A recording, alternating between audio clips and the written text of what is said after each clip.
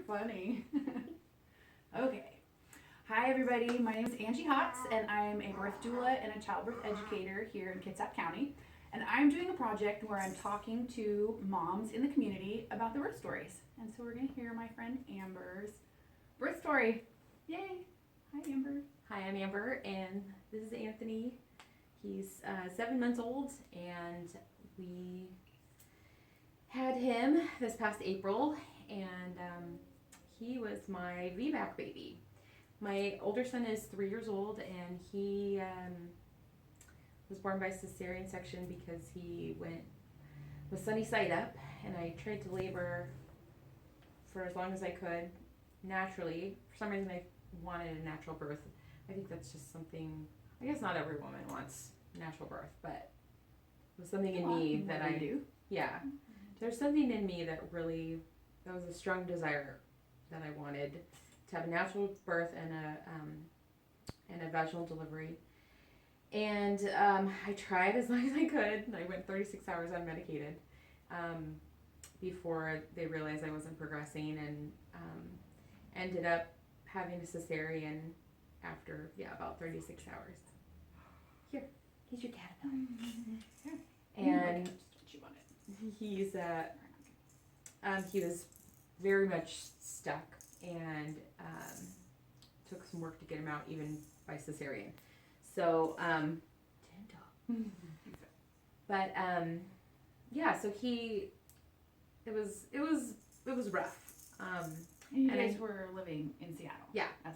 He was born at Ballard, Swedish, and it was a smaller hospital. They had, which is one of the reasons we wanted to go there. We wanted more of less of a baby factory, more of, small town feeling. They had midwives and OBs there, and we decided to, try to deliver with midwives.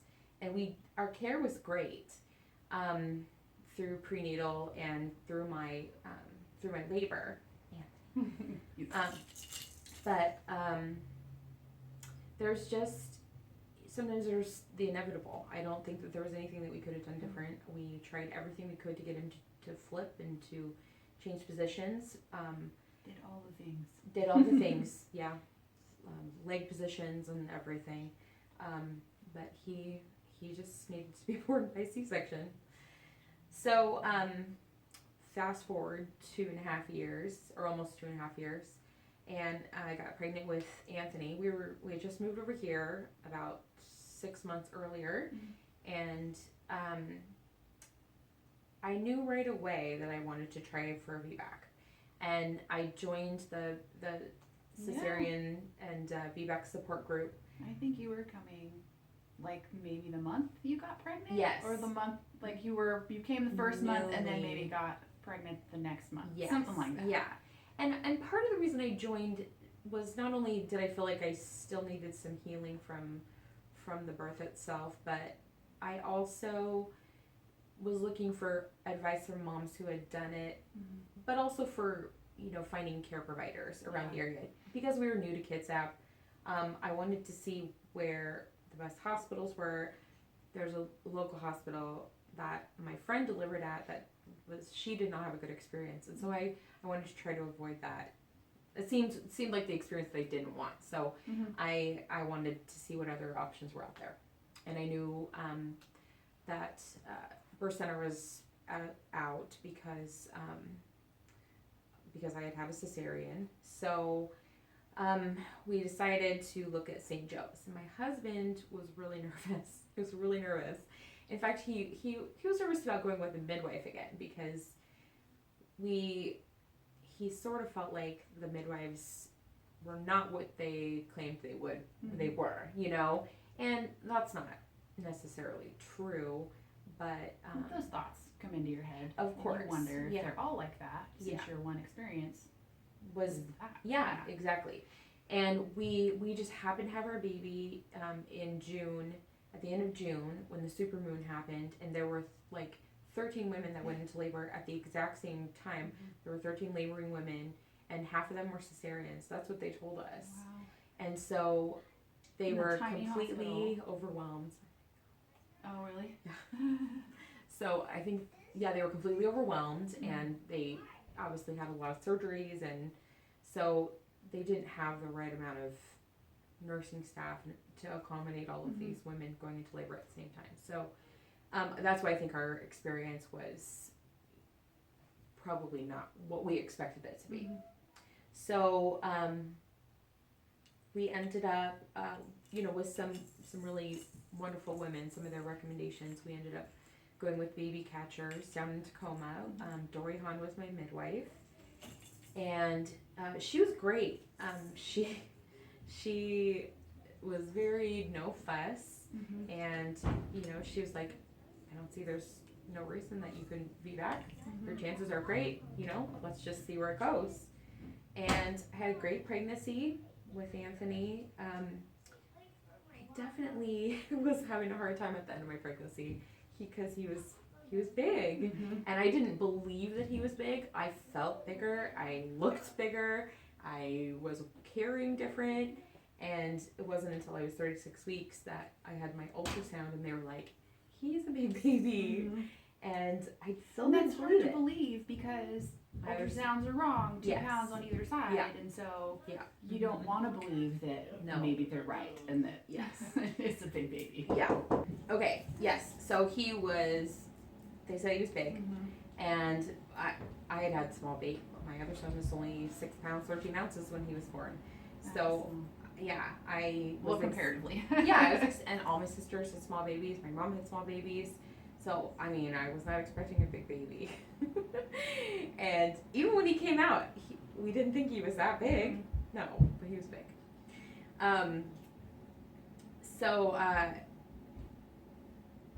Labor came about, and I was 38 weeks, like just 38 weeks.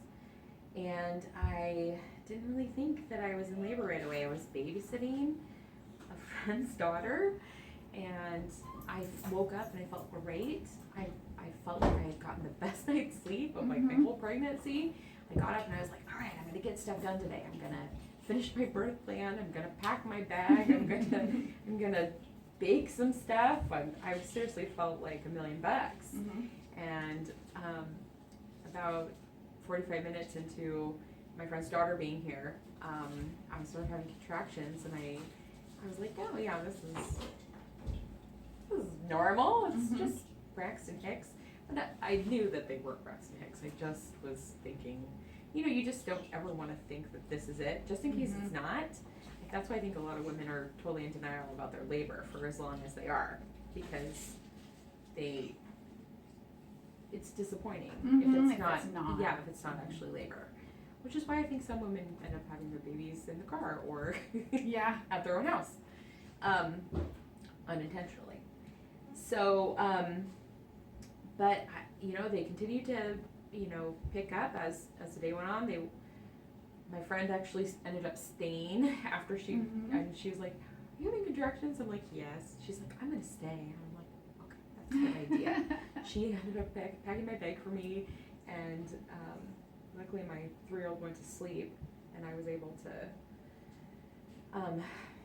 have some peaceful labor and finish packing.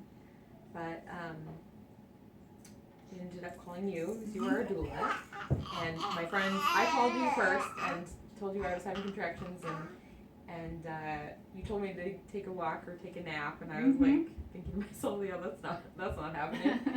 And they were 2 minutes apart by that point.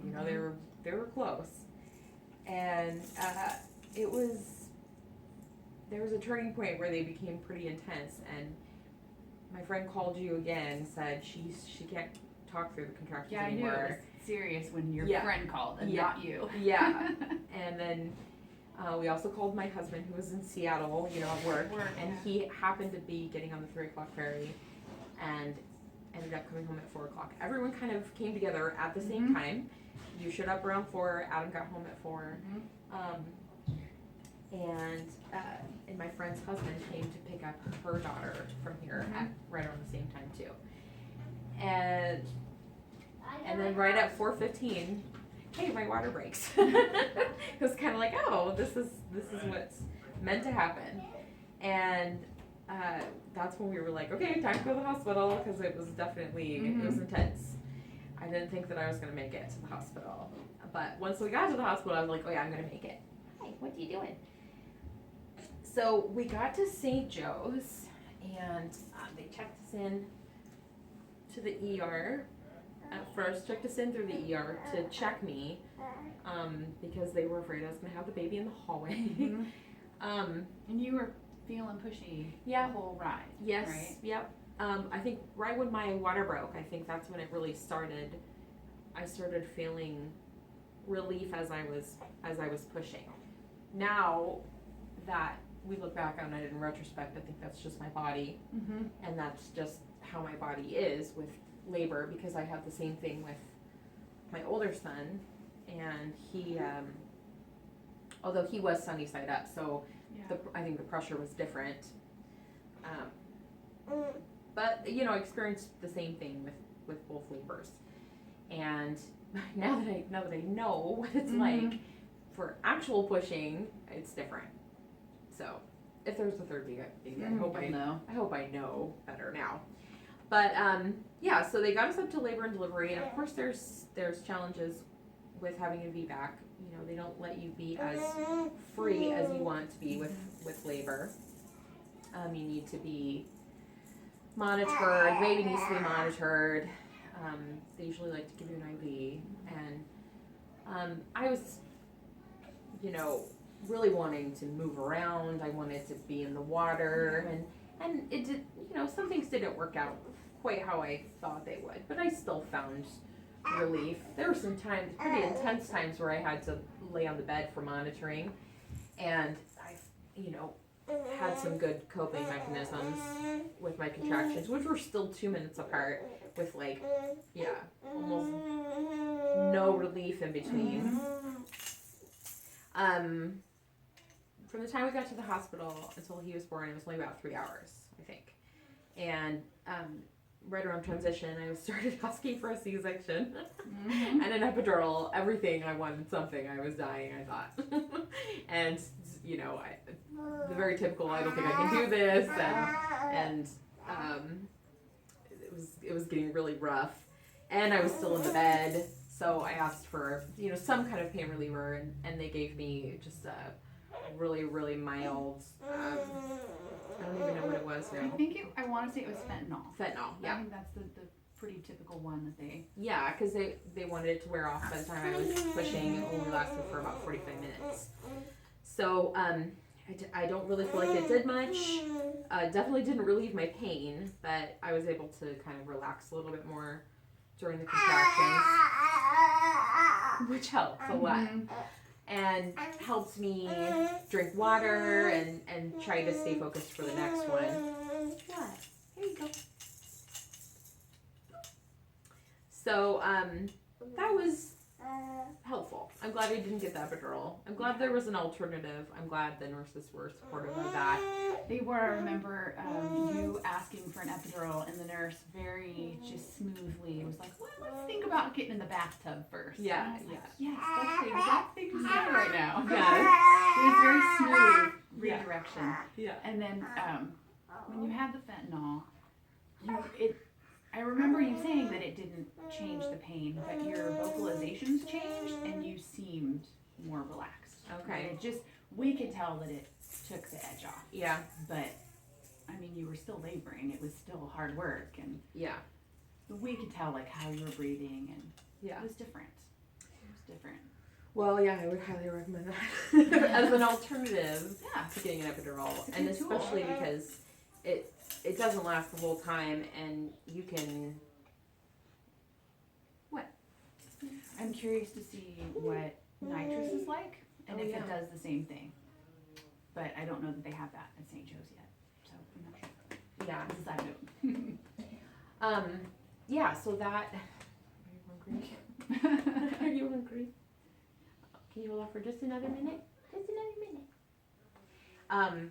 Yeah, so I'm not really even sure how I ended up getting, some things are fuzzy. It's crazy. I was really present the whole time, even way more than I was with my first son, which was something I consciously tried to do. I remember I was like in super labor land, super labor lands with Alonzo and was not conscious of things that were going on. I didn't even open my eyes to look at my nurse's face for, until I got my epidural, And I remember telling her that. I'm like, I didn't even see your face until... So I really wanted to be conscious of, the people who were caring for me and what was going on in the room and just being more present in, his birth. And I was very successful at that. I remember I remember chatting with you guys in between my contractions, which were, You were funny. Yeah, I remember. I can't remember exactly what you're saying, but okay. I don't know. You were funny. Yeah. Yeah, it was good. cracking jokes and, having fun. But, not fun. It was not fun. It was, there it was moments real. of, yes. Of good. Yeah. Fun times. Yeah. So, anyway. So, there was you gonna suck on your thumb? So basically, sorry, I'm getting situated here. He's so wiggly. He's like, This is why when people say you should put a blanket over your baby to cover up when you're nursing, this is why it doesn't work. It's because babies are like wiggly. They want to have nothing to do with that. They're like, just feed me and screw your blanket, Mom. Yeah, I know. And he's, I know. He's like, I don't know what I want. He's at that age too where he's very interested in everything that's going on. So he's like arches his back up, looks at what his brother's doing, and you're not gonna starve. You're gonna be fine. Calm down. So never thought I'd be breastfeeding a baby on YouTube, but here I am. So and maybe you can help me with some of the details, but they might have checked me. I was like standing up, I think, maybe along the side of the bed, and that was a comfortable position for me. And they were like, "Okay, well let's check you to see if it's time to push." And I was at like 9 3/4 centimeters, and my midwife wasn't there. She was out of town, so it was her backup OBGYN, Dr. Ho, and she. I was nervous. I had only met her one time, and I was a little nervous. But I was really relieved when I finally saw her. I was like, "Oh yes, Dr. Ho, yay!" Yeah, I know you. Yes. I know your face. Yeah, and that was great, because that was not the case with Alonzo. I had a group of midwives seeing me, but of course, there's a few that you get attached to or see, regularly throughout your pregnancy, and So when I had a midwife and a student midwife that I didn't really know, it was kind of disappointing. Yeah. And so I was happy to see Dr. Ho, and she was like, "Okay, well, we're just going to move the rest of that cervix out of the way, and you're good to go." And it was that moment after she did that and said, "Go ahead and start pushing," where I realized that I was not going to have a C-section. And it took me, 10 hours of labor, or more than that, 11 and a half hours of labor, for me to not believe that I wasn't going to have another cesarean.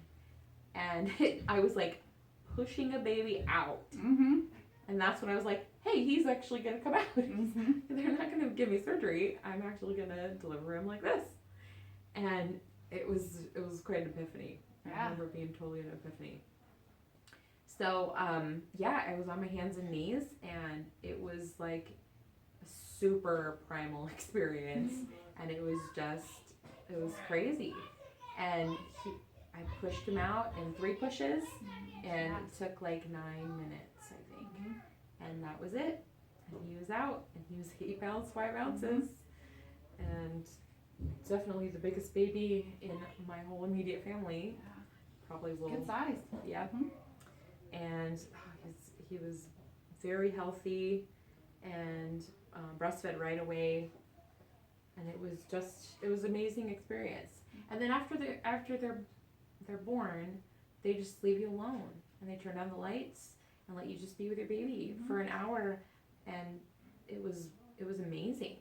And then we were able to go home. You guys went home pretty quick. Yeah. And we pushed for it though too. We were like, okay, where's the hearing person? We really wanted to get out of there because we have a general distress hospitals. And we felt like the longer you're there, the more chances that somebody's going to find something wrong, Yeah. just for whatever reason. Well, and you guys had experience with Alonzo too that made you want to get out of there. Yeah. So, and then we got home, less than 24 hours later, and the first night home was just amazing.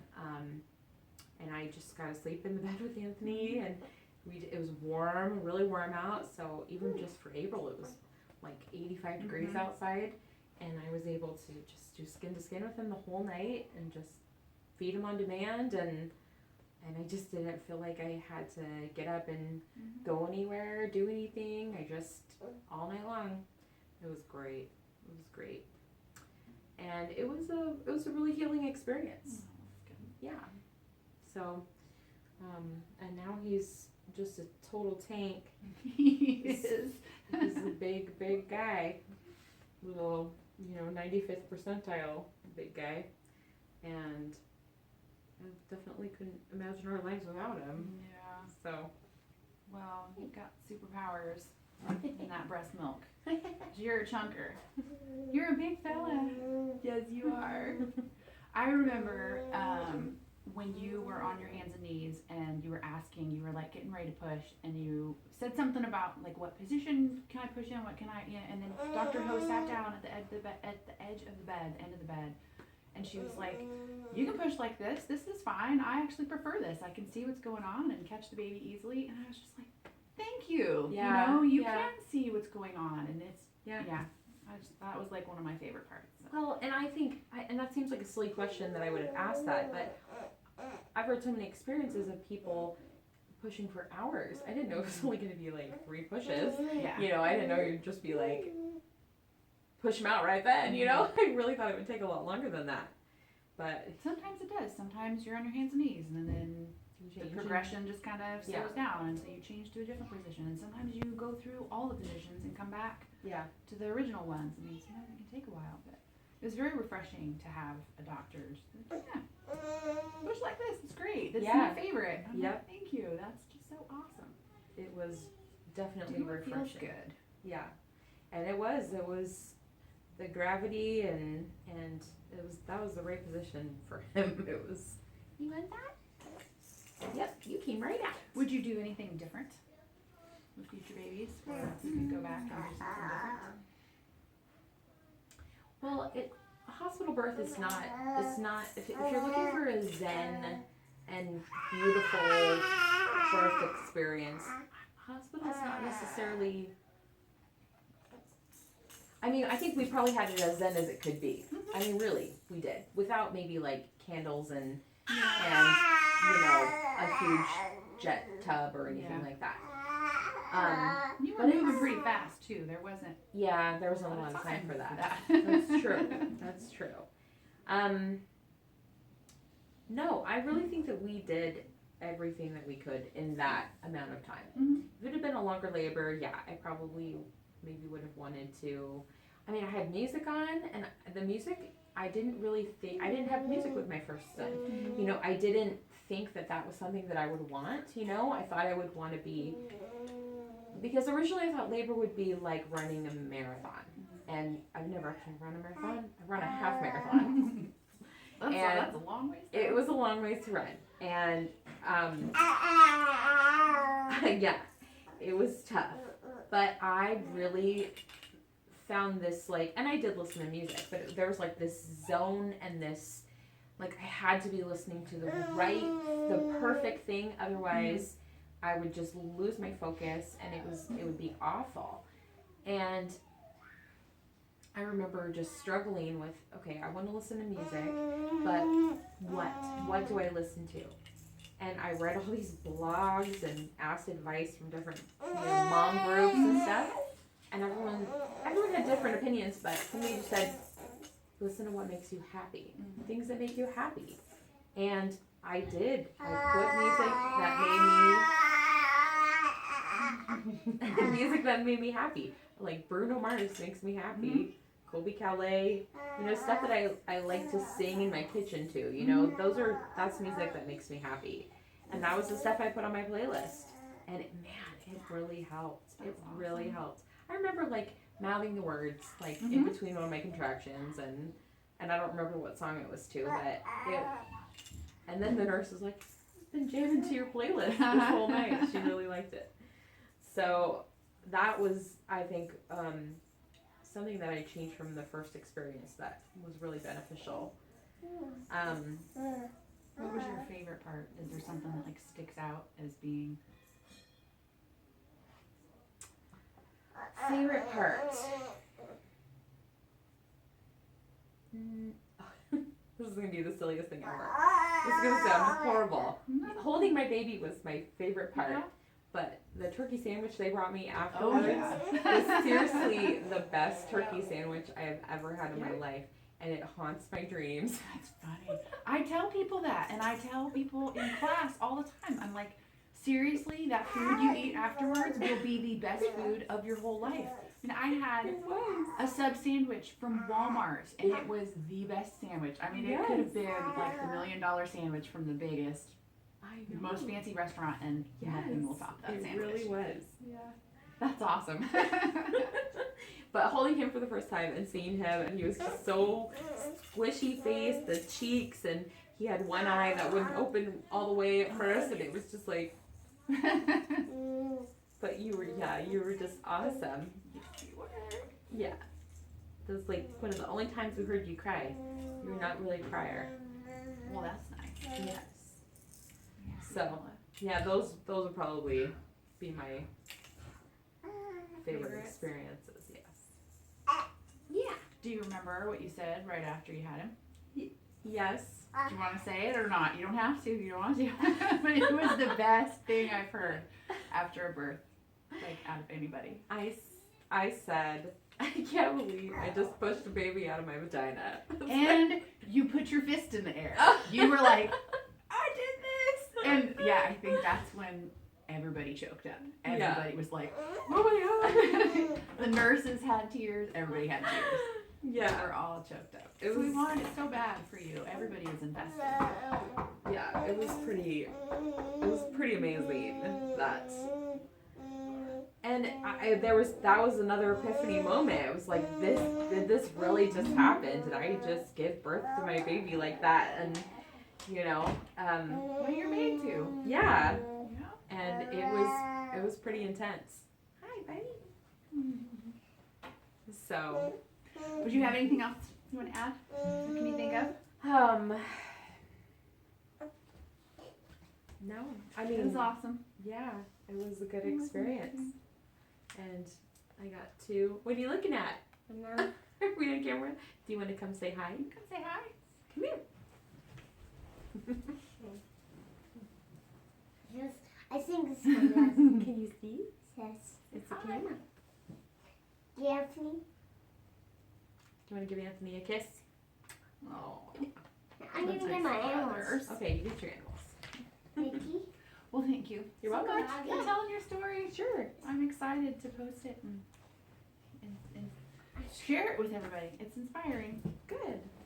So there will be links at the bottom for different places to follow along and see other videos. And thank you for watching. Bye. Bye. Say bye. It's like, I don't do that yet. I don't do that yet. He's like, I need more milk. I need more milk.